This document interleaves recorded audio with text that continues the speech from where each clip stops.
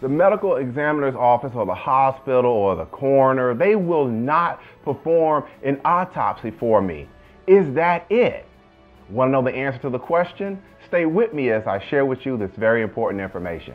Hello, I'm Marcus Boston, and I'm a medical malpractice and childbirth injury attorney practicing law here in the state of Maryland. And I would like to quickly talk with you today about a very important question. And that is, well, Mr. Boston, I have a loved one who's died at the hospital or in the care of a doctor, and I want an autopsy done, but they're telling me that they will not perform an autopsy. Is all hope gone? Is that it?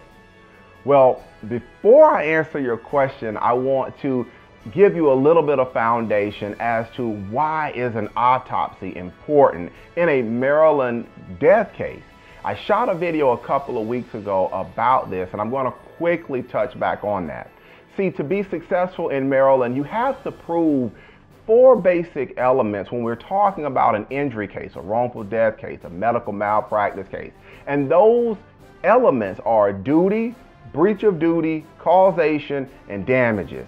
You've got to be able to prove those elements. Now, the third element, causation. This is a very important element when we're talking about a death case, because you have got to be able to prove that something that the doctors or the hospital did or did not do, that is what caused your injury or caused your loved one's death. They fell below that standard of care that was owed to your loved one, causing the death. And that's where the autopsies come in, because see, a pathologist will do an autopsy and they can look in and give you an analysis and give you a better understanding of what caused your loved one's death.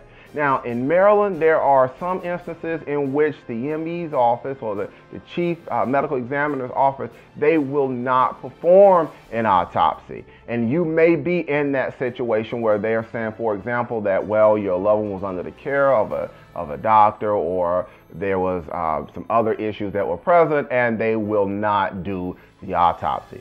If they will not perform the autopsy for you, you still have another way. You can get a private autopsy done.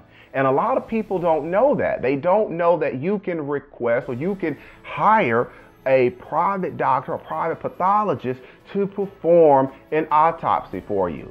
So all hope is not gone if you have a hospital or ME's office that will not perform it for you. You can get on the internet, you can search, or you can do your own research and find a pathologist that will help you with a private autopsy. So why have I taken the time today to talk with you about this very important information? Because this question can come up a lot with us at times. And what I would like you to see is that there are other avenues and that there are other ways that you can go about getting help if you are faced with this type of situation. If you have more questions about your loved one's death, and you're watching this video and you're saying, it's time for me to talk with someone, or I need some help with this, this is what I invite you to do.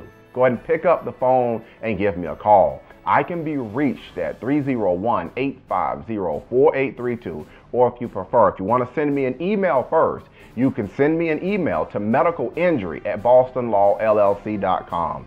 I answer Maryland medical malpractice, childbirth injury, wrongful death questions just like yours all the time, and I'll be glad to take some time and listen to your story.